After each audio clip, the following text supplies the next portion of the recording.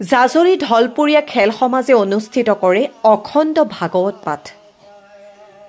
মহাপুৰুষ শ্ৰীমন্ত শংকৰদেৱৰ জন্মস্থান বটদ্ৰৱাৰ সমীপৱৰ্তী জাজৰি ঢলপুৰীয়া খেল সমাজৰ অখণ্ড ভাগৱত পাঠ। বিশ্ব শান্তিৰ কামনাৰে ভাগৱত পাঠ অনুষ্ঠিত কৰিছে। আৰম্ভণিৰ দিনা বন্তি প্ৰজ্বলন কৰে আৰু তাৰ পিছত ধ্বজা উত্তোলন কৰে ঢলপুৰীয়া খেল সমাজে। গাঁৱৰ কেইবাগৰাকী জ্যেষ্ঠ লোকৰ লগতে ভক্তপ্ৰাণ ৰাইজে অংশগ্ৰহণ কৰে ভাগৱত পাঠত।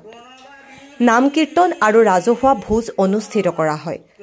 উক্ত ভাগৱত পাঠত কেইবাগৰাকী ভকত বৈষ্ণৱে নাম কীৰ্তন পৰিৱেশন কৰে।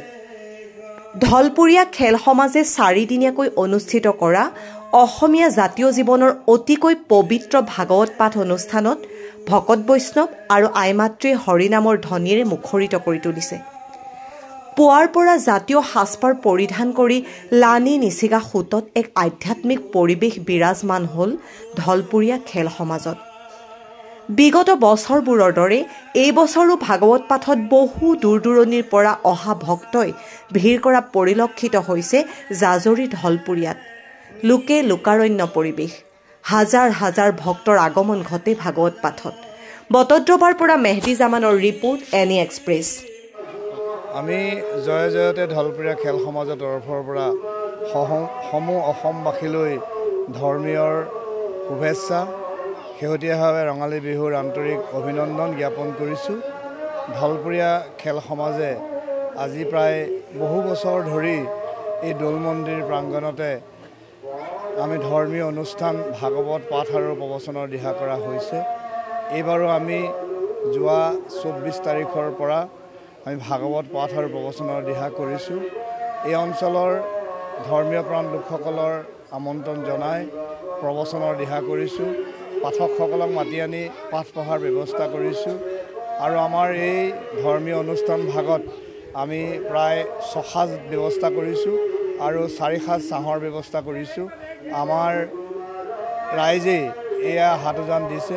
বহুত ৰাইজৰ সহায় সহযোগিতাত আমাৰ এই ধৰ্মীয় অনুষ্ঠান সাফল্যমণ্ডিত হৈছে। বিশেষতে ঢলপুৰীয়া খেল সমাজে যিটো অনুষ্ঠানেই পাতিম বুলি নাভাবোঁ কিয়, সেই অনুষ্ঠানটো ৰাইজৰ সহায় সহযোগিতাত সাফল্যমণ্ডিত হয়। আমি অলপ দিনৰ আগতে বিহু পাতিছোঁ, তেনেদৰে অনুষ্ঠান হৈ আছে। তথাপিও খেল সমাজৰ সহায় সহযোগিতা, ৰাইজৰ উৎসাহ উদ্দীপনাই আমাৰ ধৰ্মীয় অনুষ্ঠান বা সুচাৰুৰূপে পালন কৰিবলৈ আমি আগবাঢ়ি গৈ আছোঁ।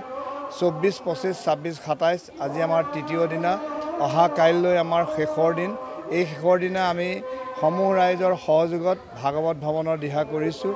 10 বজাৰ লগে লগে আমি ভাগৱত ভ্ৰমণ দিহা কৰিম আৰু লগতে ভাগৱত ভ্ৰমণ কৰি অহাৰ পিছত আমাৰ পাঠ সামৰণি হ'ব, ধৰ্মধ্বজা অৱতৰণ হ'ব।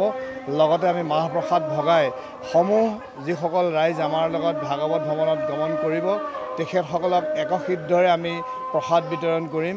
এনেদৰেই আমি 4 দিনীয়া কাৰ্যসূচী অনুষ্ঠানভাগ পালন কৰিবলৈ লৈছোঁ আৰু ইয়াতে আমি সমূহ ৰাইজৰ সহায় সহযোগিতা পাই আমি খেল সমাজৰ তৰফৰ পৰা যিসকলে আমাক সহায় সহযোগিতা আগবঢ়াইছে তেখেতসকললৈ আমি আন্তৰিক অভিনন্দন জ্ঞাপন কৰিছোঁ। ক'ব লাগে সেইখিনি গোটেইখিনি সম্পূৰ্ণখিনি কৈছেই।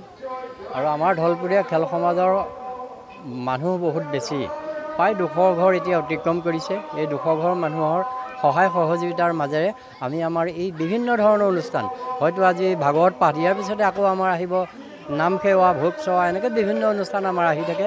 ৰাইজৰ সহযোগত আমি সম্পূৰ্ণ ৰাইজৰ সহযোগ থাকে আৰু ইয়াত আমি এই কামখিনি কৰি আগুৱাই গৈ থাকোঁ।